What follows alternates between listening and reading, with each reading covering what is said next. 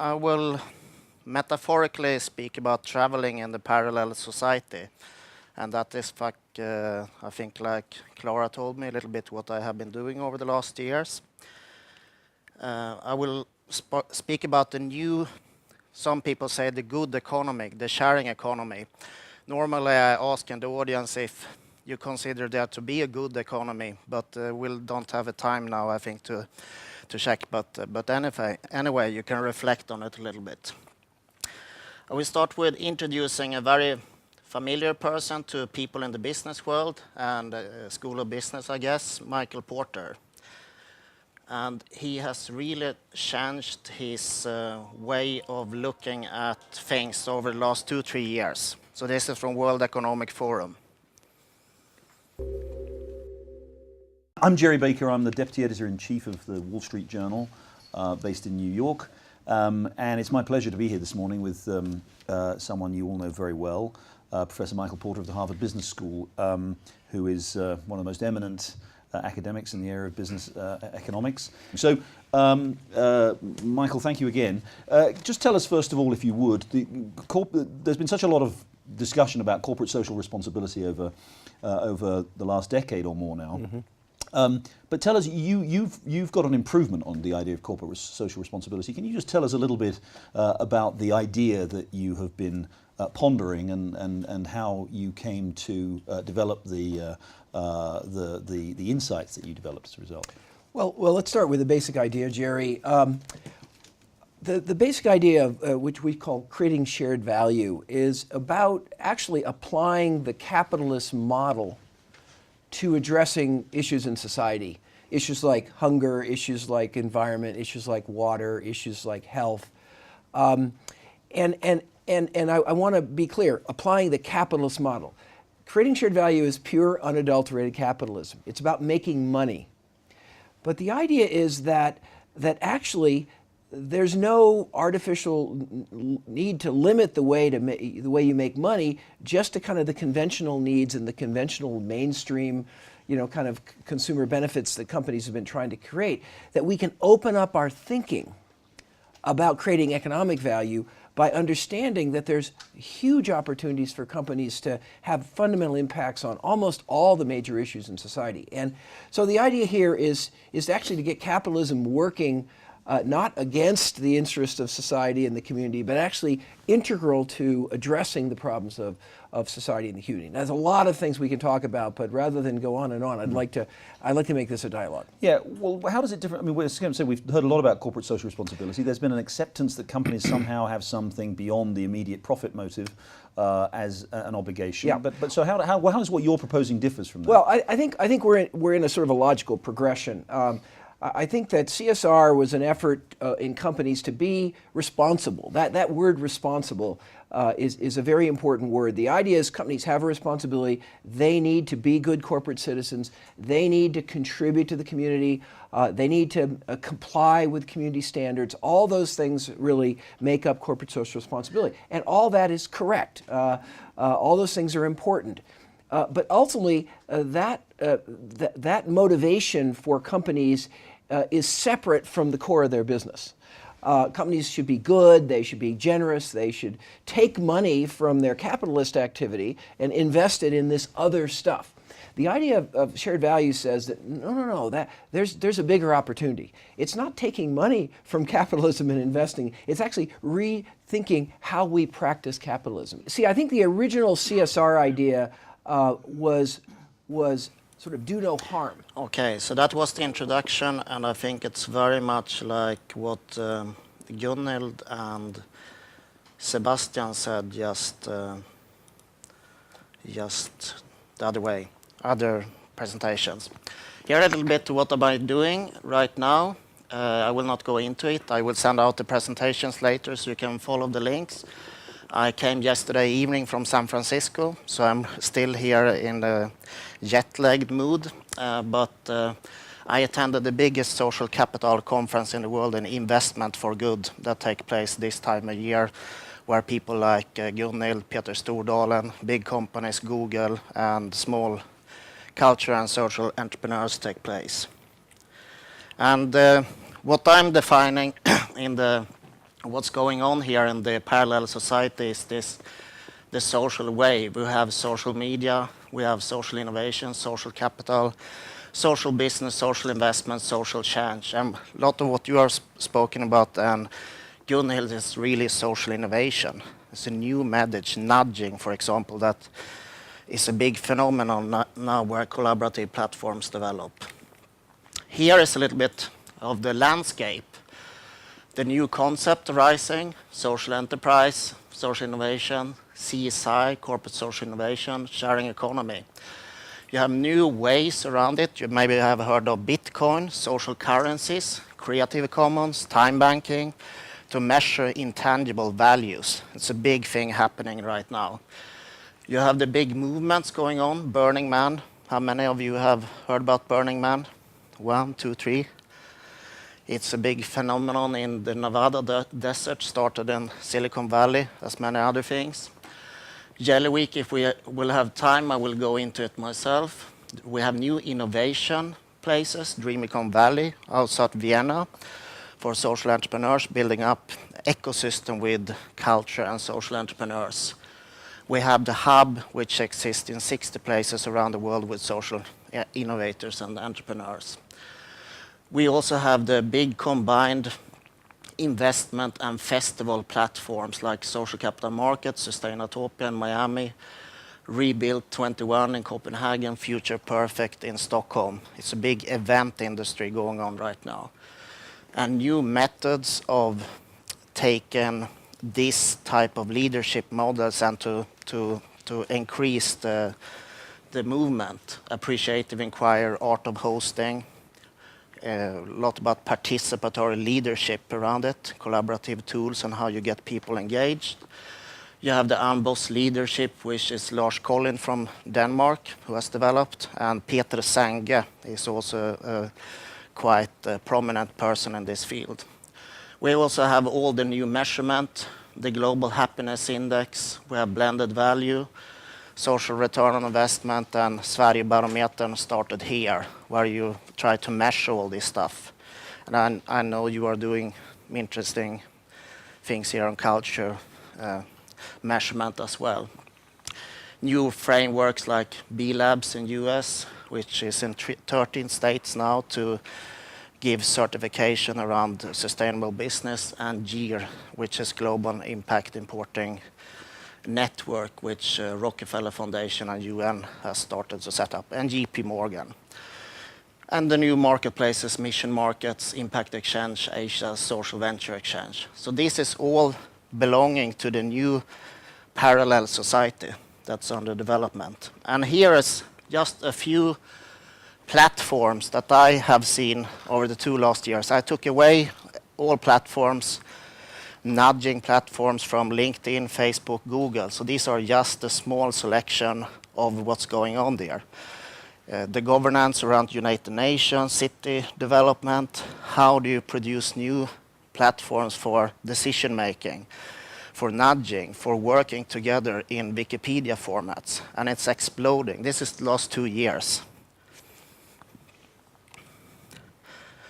But you also see change in the established foundations, institutions. You have the Tellberg Foundation, Partnership for Change, where Gunhild showed about Tjuvholmen. I was there making an event with them, Partnership for Change, a month ago. Roel Wallenberg Academy have started also. I saw Obama met them on his visit. Skoll Foundation, the eBay founder, World Business Council of Sustainable Development, and Clinton Global Initiative. And the old president of World Business Council of Sustainable Development, he was here as a guest professor, Björn Stigson. He was recently here. So they are doing major things. And why these changes? Normally they speak about the health, environment, work, education, new business opportunities, new possibilities. The social tech, all the technologies around, has made it possible that didn't exist before. Maybe not the breakdown, but the constant problem with the finance since 2008 is also something that's underlying. And you see it in lot of new measurement, the Edelman Trust Barometer, the World Value Survey, and many others, that the trust in institutions for politics and big business is going down, and for civil society is rising. So in many ways, it's going in this meaning, in this social wave, in the social direction, especially in the Western world. So it's a new operating logic there, the unlinear network society. And I took with me 3 books here. No Straight Lines with Alan Moore, and you have the business solution to poverty, which is making poverty work for the 2.7 billion people who have less than $2 to live on. And the nature of future, which is from the Future Institute in Silicon Valley, where you can really read about these new trends. And here are the people there. We also have Leif Edvinsson, which is a professor at Lund University in intellectual capital. And what's happening is that the risk is lower in the distributed networks, the value change are changing, and the transaction costs are lower, made possible with social technology. And it opens up for new business opportunities.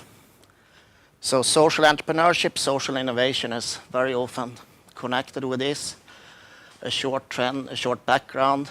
Bill Rayton started the Ashoka movement in early 80s. We have the Net Impact Students for Responsible Business at Stanford. Philip Kotler, Jeff Skoll, eBay. We have the Initiative for Social Enterprise and Center for Social Innovation at Harvard, Stanford. It's the big trend in business school in US today with the social entrepreneurship. And it's coming slowly here. Lund University has started, Stockholm University has started it a little bit here as well. But that's definitely the big trend in US. The Scandinavian school has been more of the collective working together in comparison with US, the hero model.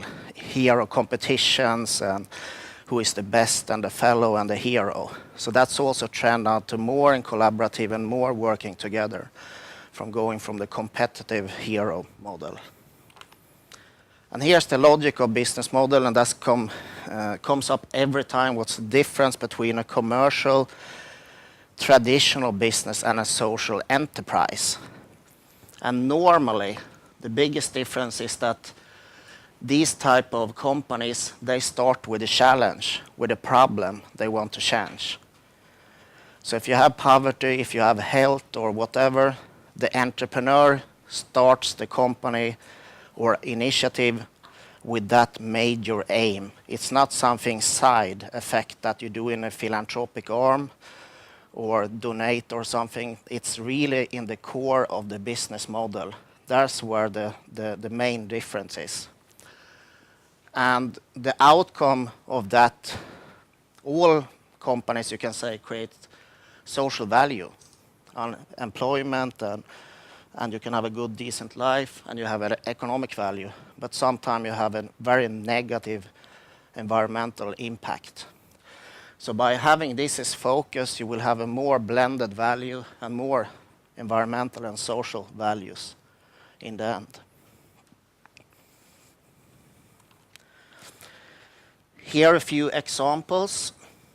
I don't know if I have time to go into much, but the first one is typical for, I would say, the travel industry. This is type of movements going out. This is Geeks Gone Global. There are tech entrepreneurs in US who travel around the world and set up innovation camps. So in US next year, there will go 400 people together, some of the best tech entrepreneurs, and go out to solve city challenges and also big social capital, build social capital. So they are moving innovation centers.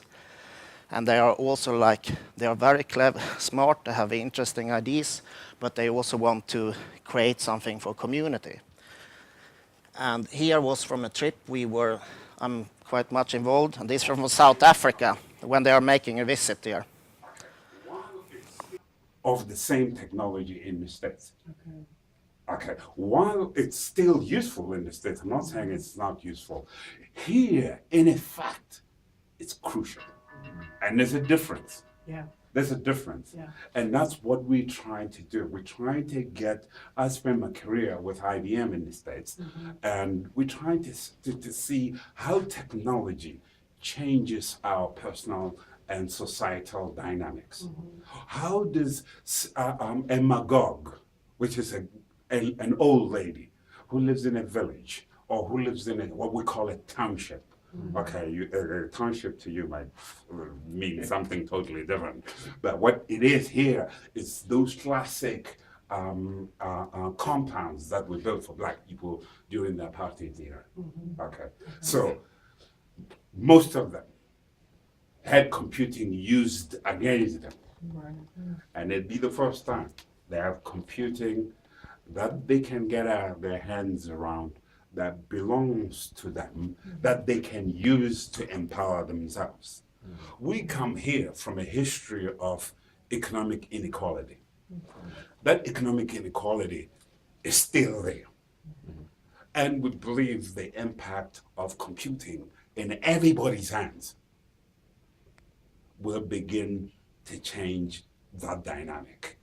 And also, what will help change the dynamic is seeing you guys here and hoping that there will be seeds planted in each and every one of your minds that we need to come back to this place. We need to do something for this. And not really to come do something for the black folks in here. Not really, although that would be nice. You can do something for yourself. Yes, Blue Ventures is a small business in Madagascar looking at ecotourism. You dive for critical information in coral reefs that are hugely important, and also you can have a nice time there. So it's a very good business. Edge Riders is a community of 40 entrepreneurs who try to rebuild a town in North Italy. So they are also in this, go out there and revitalize the economy. And finally here, I will just point you to what I think is the future of sharing economy and what will happen when you build spaces together. I was part here in an event called Jelly Week last year, where we organized an event in the third week of January. And in total, we had 255 events going on in 1 week around the world. We had 20,000 entrepreneurs that took part. And around that, you can start to facilitate ideas and change, and you create new markets in 1 day. So you can, for example, you will hear here Ticket Ut. The people who want to be in this space, they are very passionate, search for meaning, they want to be part, and they can set up this. And then you start to build a market space and do business around it. So I don't have time to go in here, but if you want, I can tell you much more of different platforms or whatever. Okay, thank you very much.